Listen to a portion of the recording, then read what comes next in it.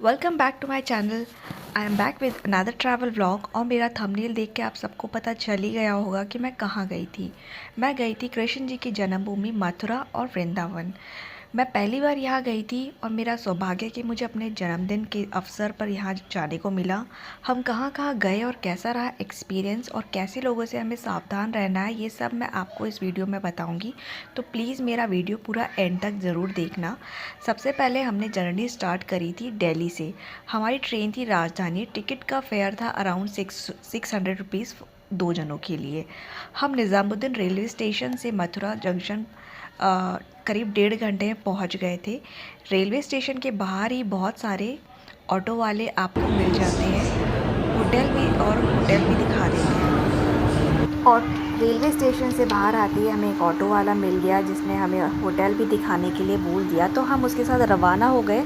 एक दो होटल हमने देखे लेकिन हमें पसंद नहीं आया। उसने बोला कि अयोध्या बनने के बाद में यहाँ पे होटल्स मिलना भी बहुत मुश्किल हो गया है, तो इसीलिए हमने भी ज़्यादा जिगजिगबाजी नहीं करी। हमने जो एक दो होटल्स के बाद में जो थर्ड होटल देखा, हमने उसी को ही सिलेक्ट कर लिया। ऑल्दो वो होटल बिल्कुल अच्छा नहीं था, उसका वॉशरूम इतना गंदा था कि मैं तो यूज़ कर नहीं पाई। मैंने नेक्स्ट डे ही चेकआउट कर दिया बिना नहाए धोए। इतनी गंदी हालत थी, मतलब हमने सिर्फ उस वॉशरूम सिर्फ टॉयलेट आने जाने के लिए यूज़ करा था, बस इतनी हालत थी। सो फ्रेश होके थोड़ा हम लोग निकल गए थे गोकुल धाम के लिए। यहाँ पे हम यमुना घाट पर रुके, बीच रास्ते में ही पड़ जाता है। तो यहाँ पे भी हमने यमुना जी की पूजा कर ली, स्पर्श कर लिया और शिवलिंग थे उस पर भी जल चढ़ा दिया और फिर हम यहाँ से रवाना हो गए थे। यहाँ पे मैं एक चीज़ और हाईलाइट करना चाहूँगी।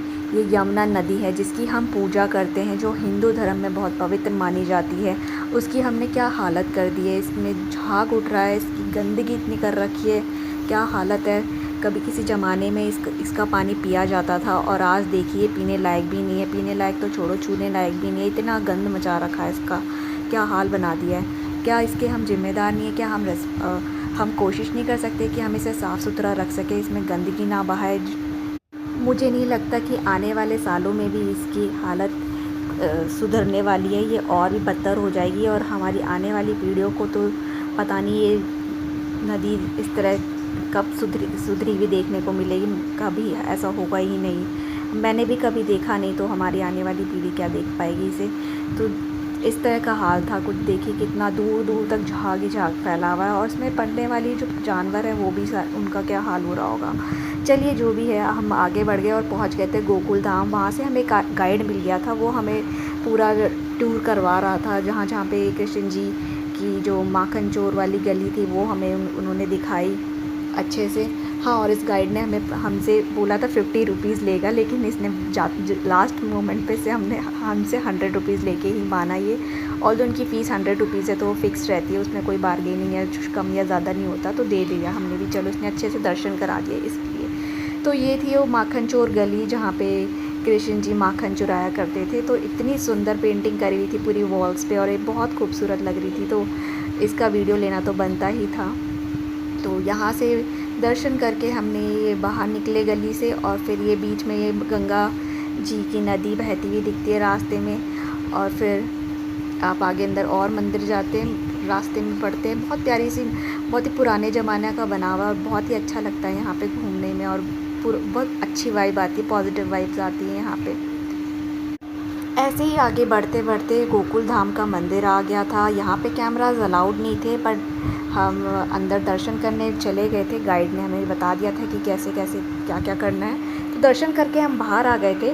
तो यहाँ पे थोड़ा अजीब लगा हमें, क्योंकि यहाँ पे आपसे पैसे मांगे जाते हैं दर्शन करने के, पूजा करने के, झूला झुलाने के, जो कि मुझे बहुत ही गलत लगा और अजीब भी लगा। क्योंकि आप अपनी श्रद्धा से, अपनी कैपेसिटी से ही पैसे चढ़ाते हो, ना कि मुँह मांग के जो मांगी जाती है उससे। तो यहाँ पे बहुत ही अजीब लगा। और दो हमने पूजा अच्छे से कर ली, हमारी जितनी कैपेसिटी थी हमने पैसे दे दिए।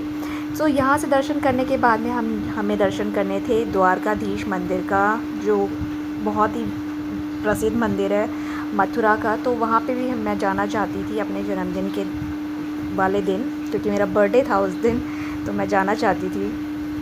सो वहाँ पे हम ये बोट के थ्रू गए थे। तो इस बोट वाले ने हमसे आई थिंक, मुझे याद नहीं आ रहा, 600 रुपीज़ लिए थे इस राइड के, वन वे राइड के। तो हम चले गए थे इस बोट पे बैठ के, और रास्ते में अंधेरा हो चुका था और ये शायद लास्ट फेरी थी जो हमें लेके जा रही थी। उसके बाद में बंद था और उसके बाद में मंदिर भी बंद होने का टाइम हो गया था, तो इसलिए लास्ट फेरी थी। हम जैसे तैसे करके वहाँ पहुँच गए और दर्शन बहुत अच्छे हुए। मुझे बहुत अच्छा लगा यहाँ आके। मंदिर इतना खूबसूरत था। यहाँ पे वीडियोग्राफी अलाउड नहीं थी, लेकिन मैंने जल्दी से चुपके से कर ली, क्योंकि मुझे ये मोमेंट अपने साथ कैप्चर करके ले जाना था अपने लिए, ताकि मुझे याद रहे कि मैं पहली बार यहाँ आई थी और कैसा रहा मेरा दर्शन। तो मैंने यहाँ पे दर्शन बहुत अच्छे से करे, और मंदिर बंद होने से पहले हो गए। मुझे बहुत खुशी हुई।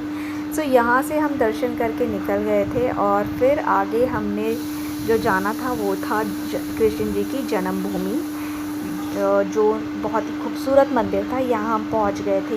यह मंदिर का मेन गेट, इसके आगे आपको कैमराज अलाउड नहीं है, तो कैमराज डिपॉजिट कराने के बाद में हम अंदर चले गए और दर्शन करके आ गए। और फिर बाहर आके बहुत भूख लगी थी, तो हमने मथुरा की चाट खाई, जो कि बहुत फेमस है और हमें बहुत अच्छी लगी। सो मैं बहुत रेकमेंड करूँगी एक बार आप मथुरा की चाट ज़रूर खाना।